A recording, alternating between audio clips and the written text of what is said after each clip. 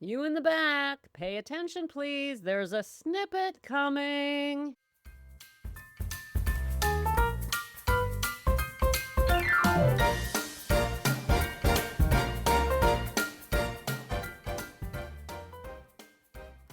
Welcome to Sobriety Snippets for Ambitious Women Over 40, where we elevate our mindset and trade hangovers for higher consciousness, one powerful snippet at a time. I'm Becca Jacobson, and I'm here to deliver your snippet, your Friday snippet, gals. Love this. Why? Because I have something so juicy for you today.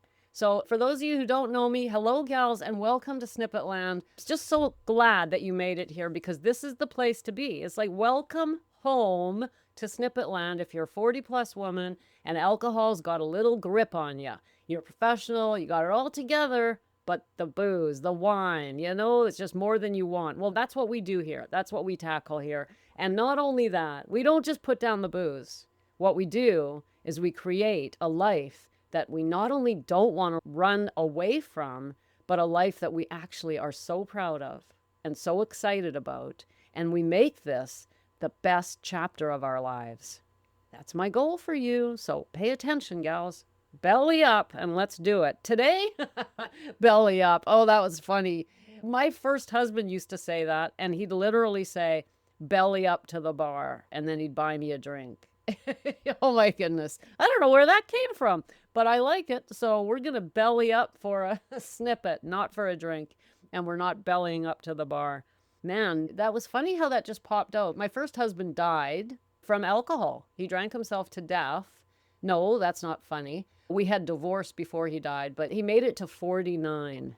And then his kidneys and liver just exploded. Yeah. But back in the day when I was like 20, 19, I had met him and we were both doing the nightclub scene. I had no intention of telling this. That's so funny how things just come out.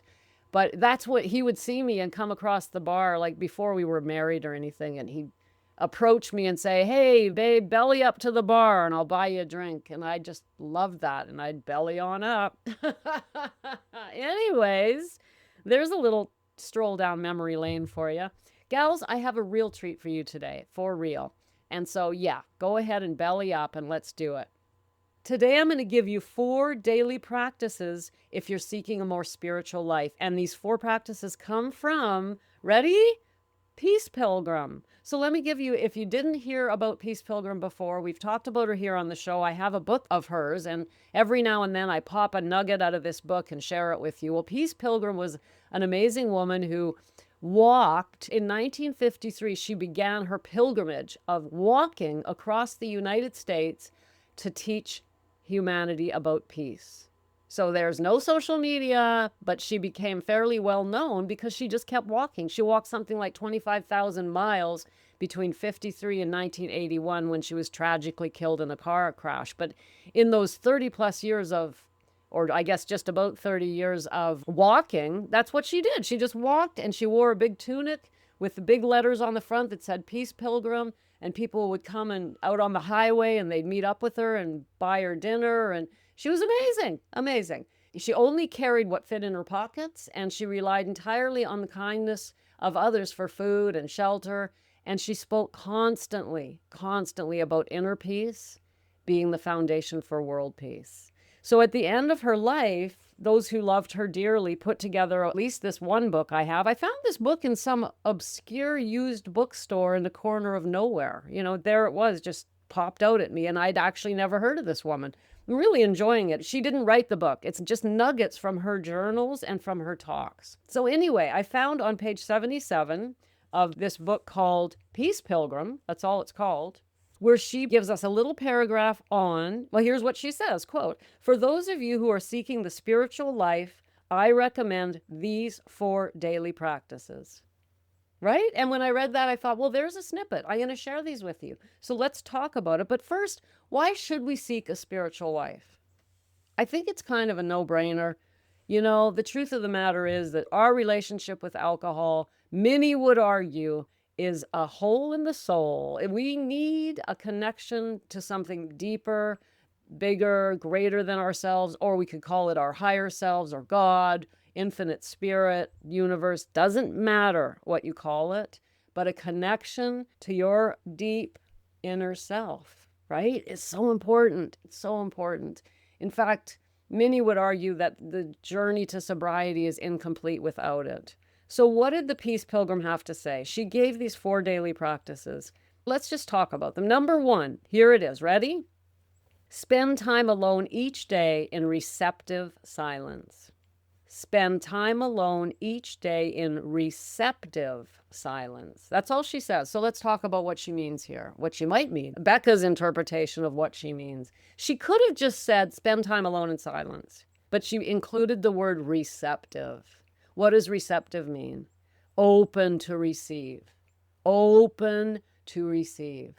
So I'm always asking you here on the snippets to have a daily self-care routine, even 5 minutes. And I won't go into that because we just talked about it a couple of Saturdays ago. If you're interested, you can go back.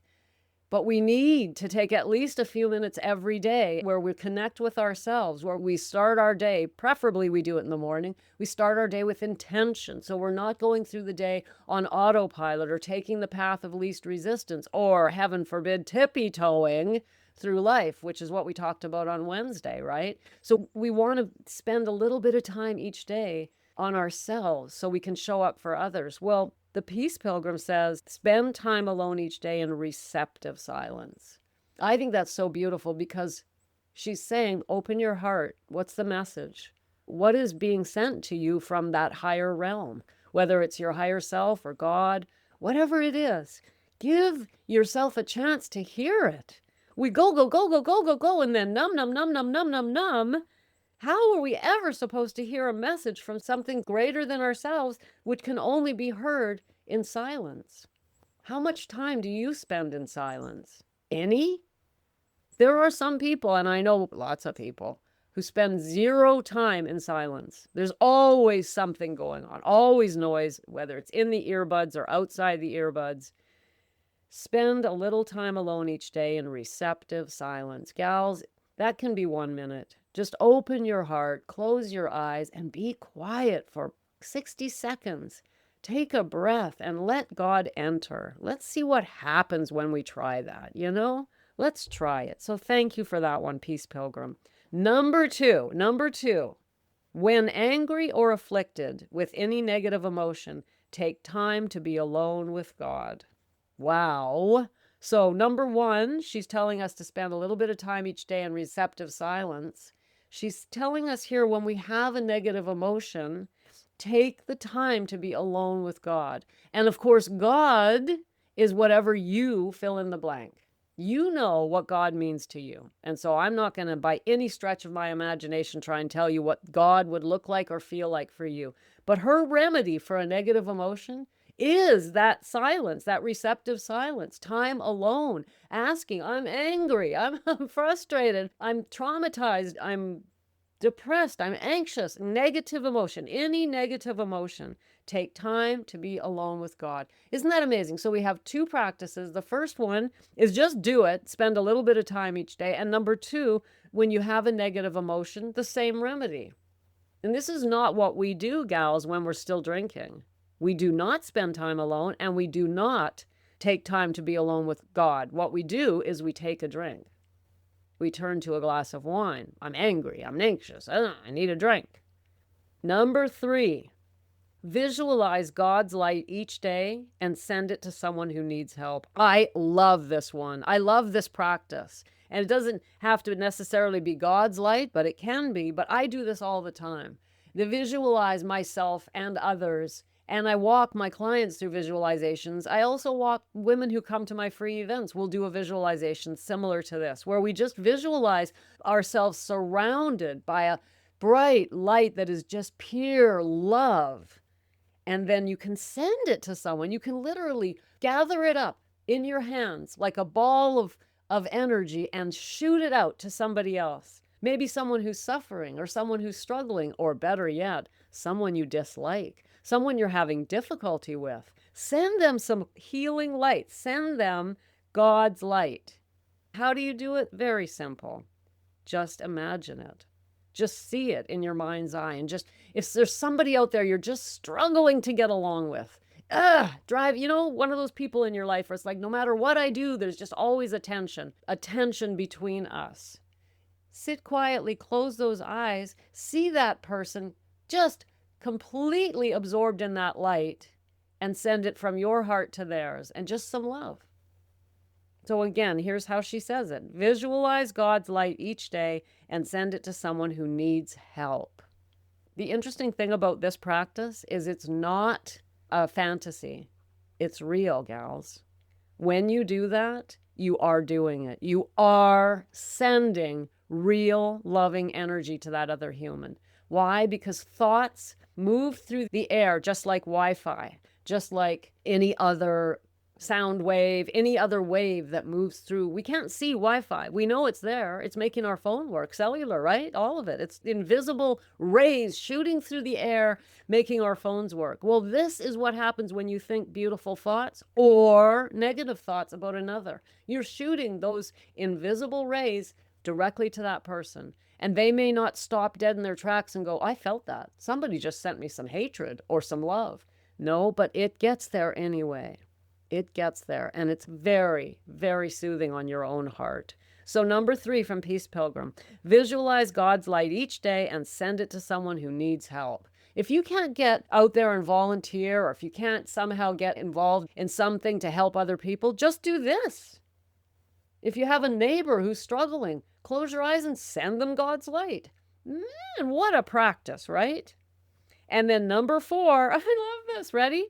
Number 4, if you're seeking a spiritual life, exercise the body. It is the temple of the soul. Well, gals, are you exercising your body? Most of us do. We try. We're doing our best. But do you have a practice? Are you showing up to it regularly? Don't overdo it. Walking is plenty enough. Don't go run out and join a gym because, you're like, oh, I better be exercising my body. Gals, go for a walk.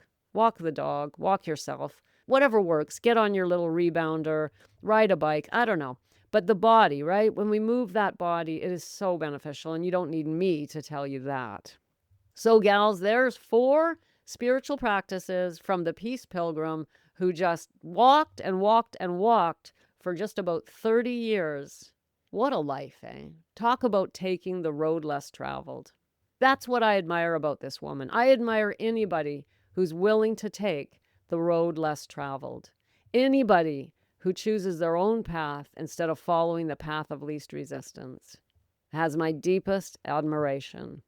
And gals, that's you, because you are doing something about your alcohol. Even if you haven't quit yet, you're hearing my voice, and that means you want to. And that means you're doing your best to start your journey off the path of least resistance.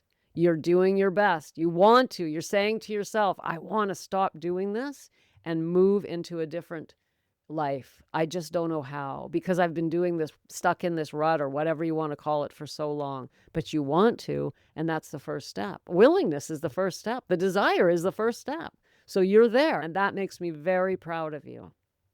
But now you got to keep going, right? We got to keep going. So I admire each and every one of you just for hearing my voice. It means you reached out, you found the show. You're probably finding others. But remember this, gals. It's more than just listening. It's more than just reading. We got to stop and stand up and start taking action if we actually want the results that we're looking for. And if you want to take a little extra action today, the Sacred Mirror is still open. Go to the show notes, tap the link, share a bit of your story with me, and I'll send you back a personal, private snippet just for you. Thanks for popping in. Be sure to come back next time so I can keep your head on straight. Sending you buckets of love.